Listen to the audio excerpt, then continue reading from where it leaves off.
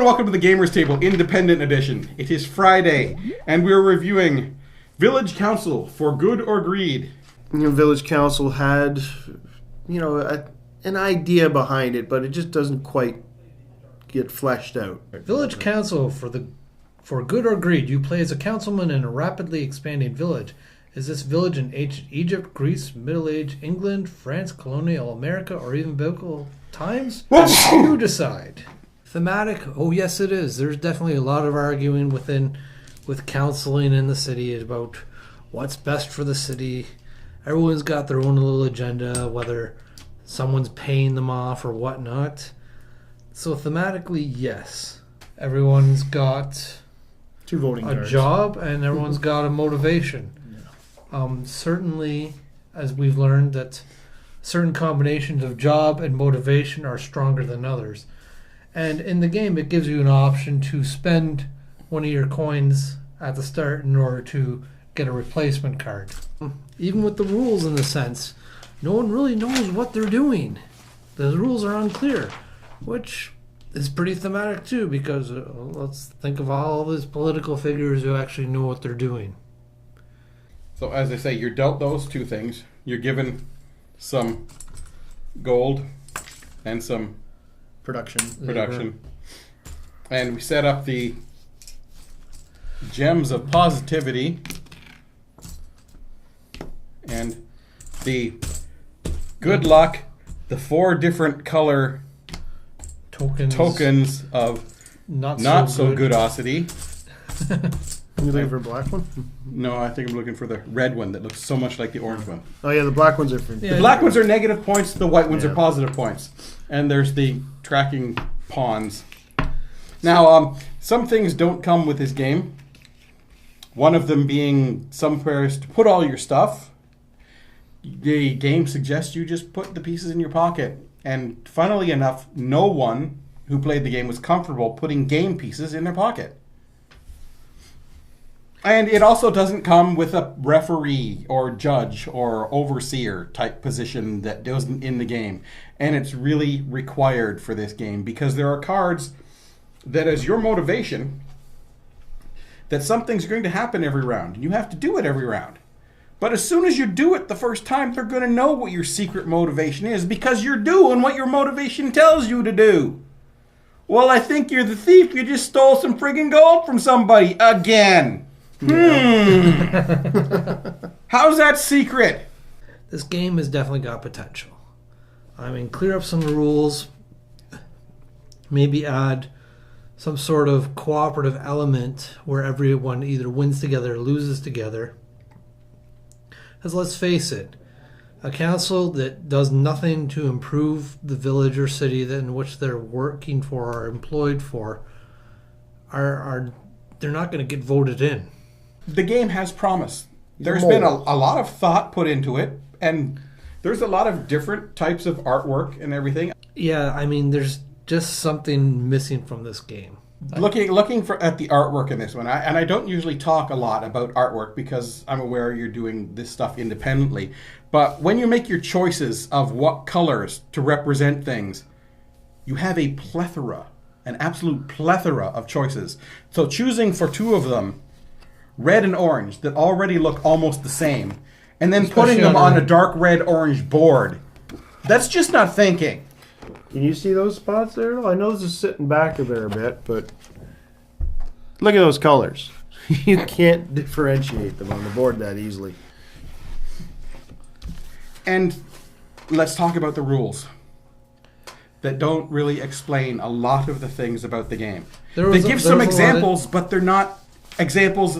When all the cards are so different, you need to be better. Good job on keeping the rules brief, but they were too brief. We had to make some assumptions. I think we made the game work as intended, but there's no way of knowing because it left a lot of guesswork in it. Yeah, we spend most of the time trying to figure out how to play this, and we were playing with was it 6 people? Yeah, 6 people. Well, yeah, nobody had a clear idea how this was meant to be played. And everybody playing the game read all of the rules, because there aren't much to, and several spectators read all the rules. Still was not a consensus of exactly how everything worked. Yeah. And now there are 3 or 4 different types, depending on how many players. You've got the piles of things you're going to vote on. And for some of the motivations, everyone you see is no, no, no, no, no. I have no motivation to pass anything. Now, as a village councilor, you're supposed to improve your village. There's no reason for me to improve anything here. Screw you, I'm not giving you my money because the taxes are going to come around and I don't want to have to pay more shit for stuff I didn't want in the first place.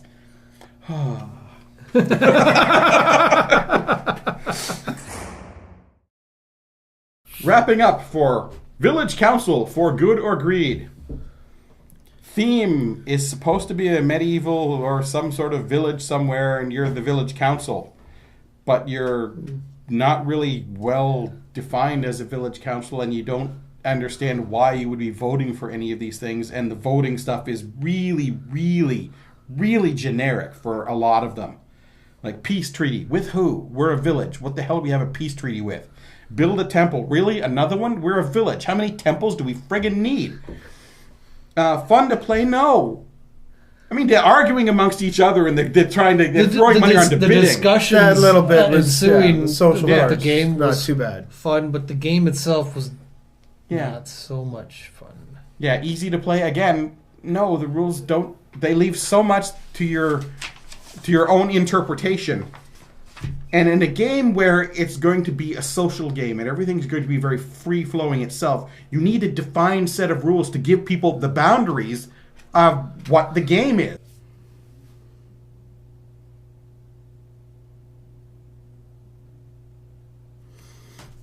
I give Village Council for Good or Greed a 3.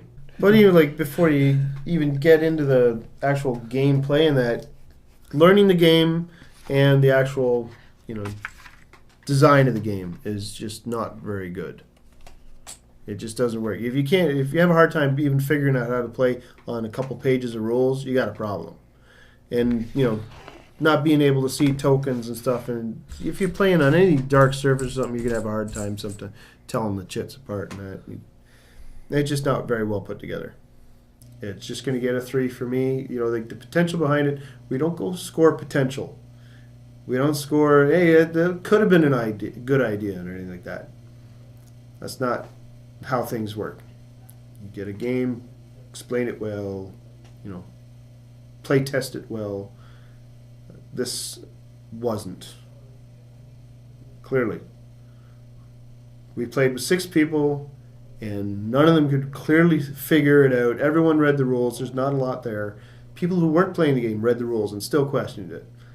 So, if you can't understand a game 100% before you play on a couple pages of rules, then there's a problem. I think this game is very thematic. But yeah, unfortunately. But yeah, it leaves way too much questions. Like, how's that supposed to work exactly? Like, I'm sure if the game designer was there, he would have taught us exactly how to play. But you need to convey that in the rules, which it certainly wasn't. Yeah. I mean, we certainly got a good discussion out of this game. Mm-hmm. I give Village Council a 3. That's it for this episode of the Gamers Table Independent Edition. Tune in next week where we review another game. Yes, that's what we do.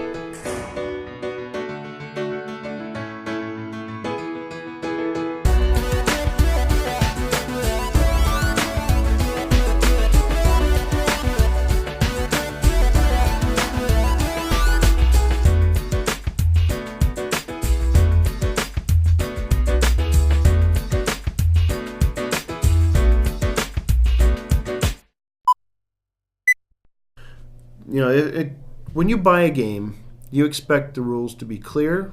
You expect to be able to understand them fairly easily, at least. Even if they're like a long set of rules, at least be clear and understandable.